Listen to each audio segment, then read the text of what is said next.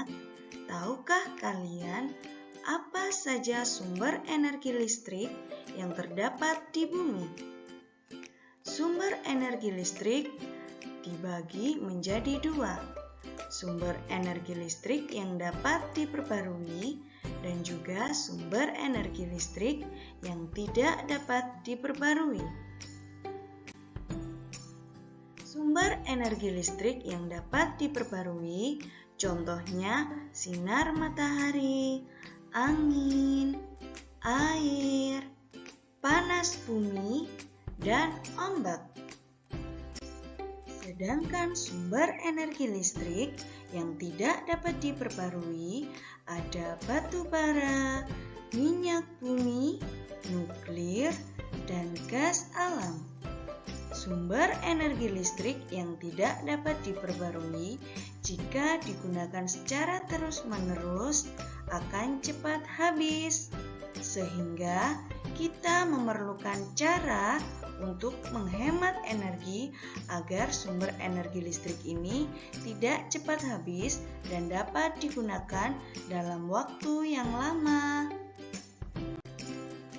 Berikut ini merupakan beberapa cara menghemat energi listrik.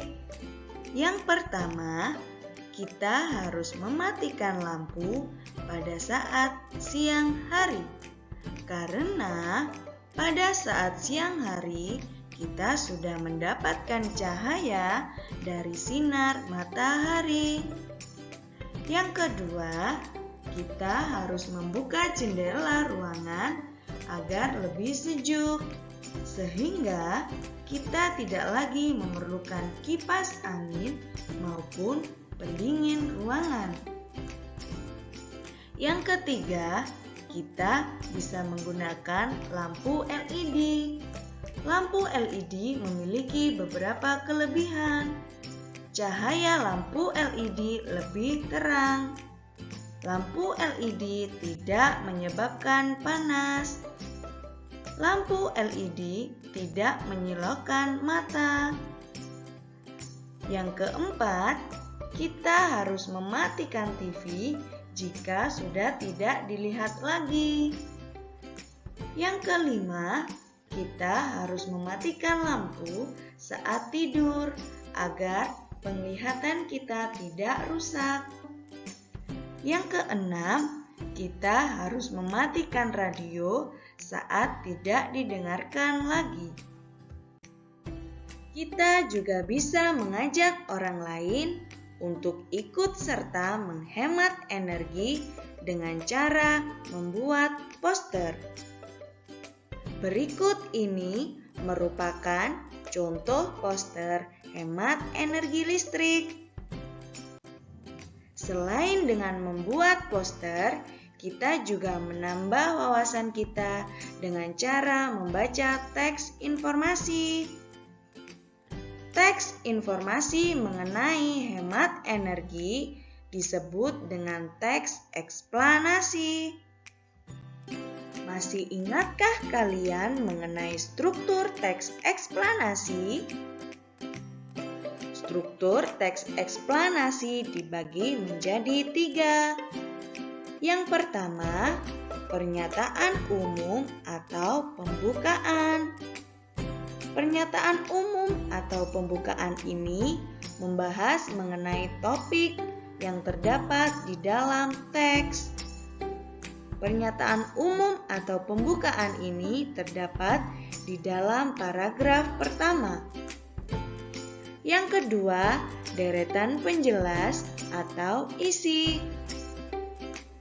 Isi ini terdapat di dalam paragraf kedua maupun paragraf ketiga.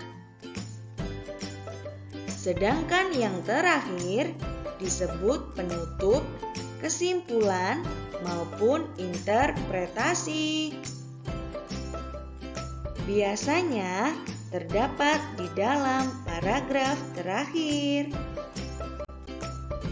Berikut ini merupakan contoh teks eksplanasi yang membahas mengenai hemat listrik.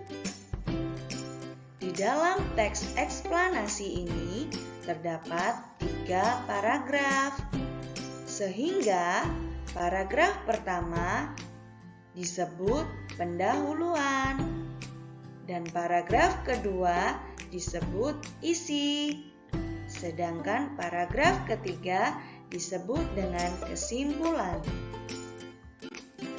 Isi dari teks hemat listrik yang pertama, topik masalah yang dibahas yaitu penggunaan listrik yang berlebih akan merusak kehidupan manusia.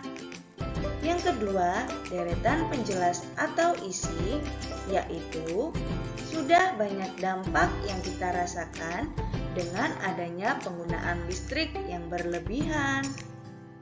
Sedangkan kesimpulan dari teks tersebut yaitu kita harus mulai menerapkan hidup hemat energi listrik dengan menggunakan peralatan elektronik yang bisa menghemat energi listrik.